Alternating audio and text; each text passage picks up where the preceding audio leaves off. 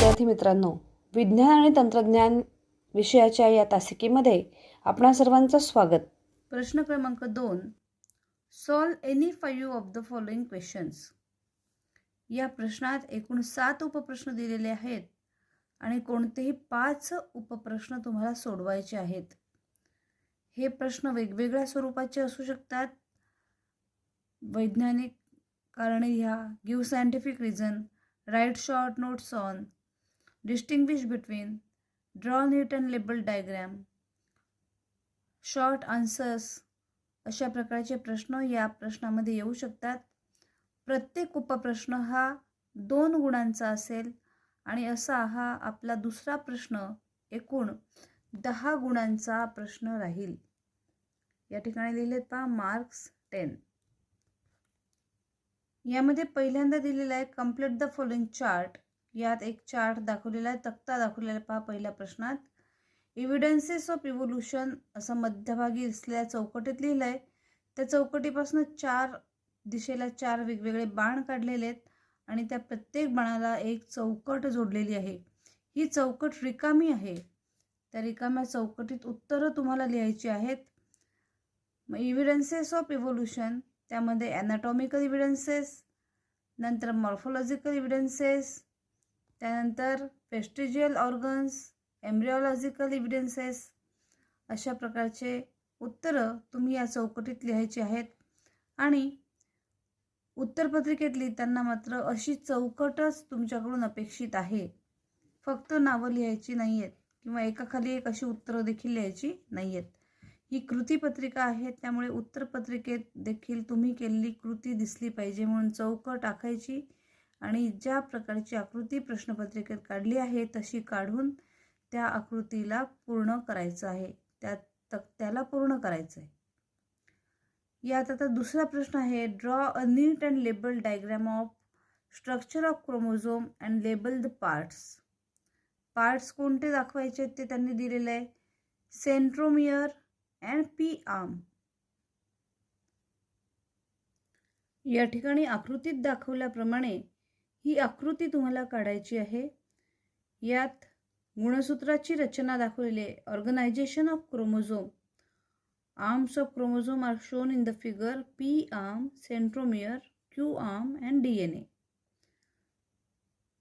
So draw neat and label diagram, draw the diagram and label it correctly, then you will get full marks.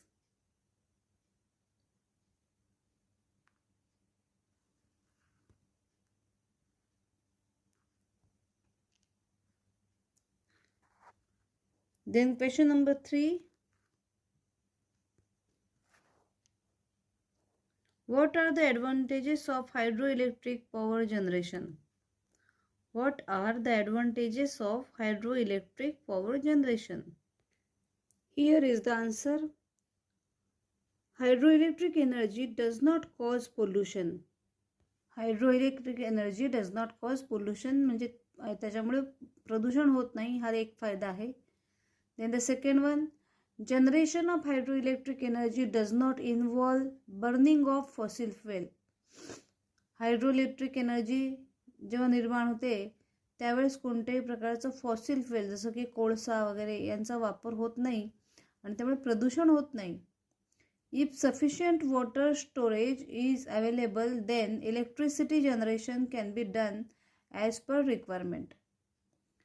Rainwater can replenish the water storage and power generation can thus be done in uninterrupted. म्हणजे कोणत्याही प्रकारचा अडथळा न येता विद्युत ऊर्जा तयार होते. State any 4 benefits of animal classification.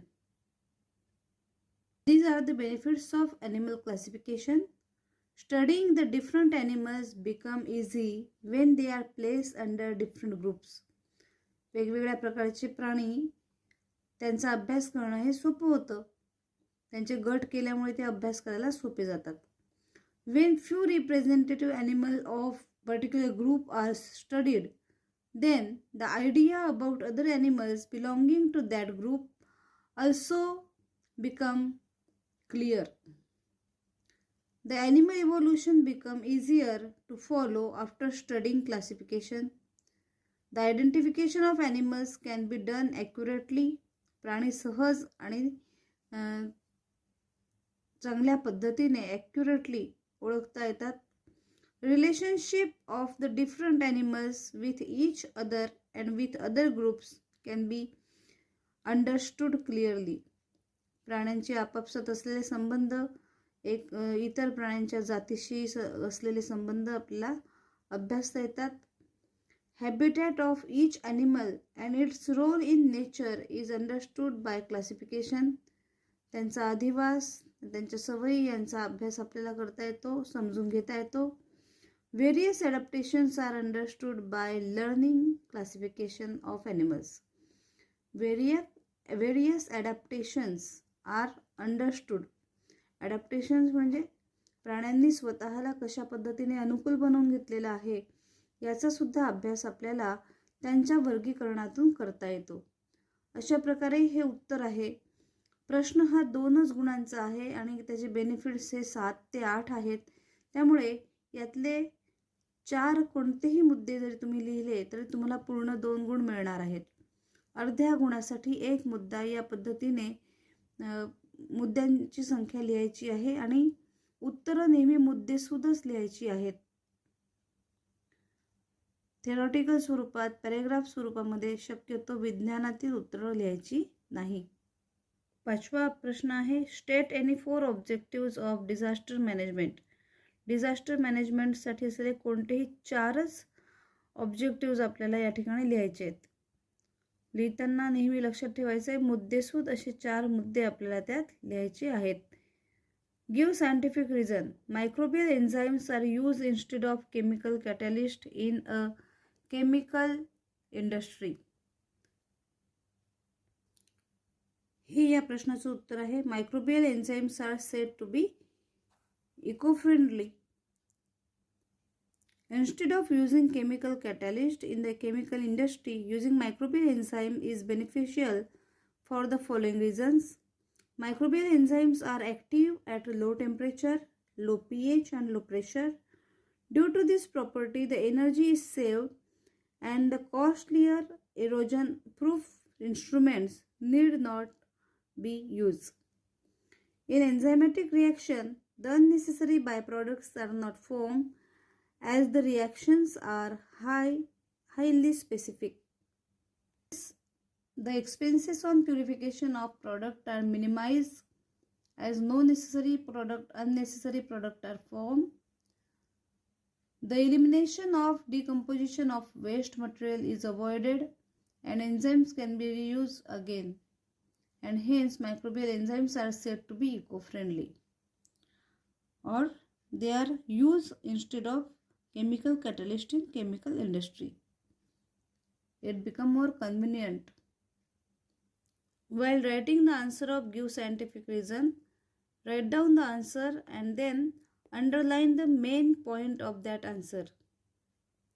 प्रश्नाचं उत्तर दिल्यानंतर जे महत्त्वाचे मुद्दे आहेत त्याला पेन्सिलीच्या सहाय्याने अंडरलाईन करायचं आहे, जेणेकरून जरी पॅरेग्राफ स्वरूपात उत्तर असलं तरी सुद्धा आपल्याला मोजक्याच मुद्द्यांकडे परीक्षकाचं लक्ष वेधून घेता येतं. 7वा प्रश्न आहे, read the following extract and answer the question that follow. A liberal view behind concept of organ and body donation is that after death it be useful to other needful person. हा असा एक paragraph या ठिकाणी दिलेला आहे. तर डोनेशनपर्यंत हा paragraph आहे. What is the liberal view behind the organ and body donation? Name any 4 organs that can be donated. Paragraph वाचायचा आहे आणि विचारलेल्या प्रश्नांची उत्तरं तुम्हाला या ठिकाणी द्यायची आहेत. प्रत्येक प्रश्न हा 1 गुणाचा, असे हे 2 प्रश्न या ठिकाणी विचारलेले आहेत. अशा प्रकारे हा दुसरा प्रश्न आपला एकूण 10 गुणांचा विचारलेला आहे.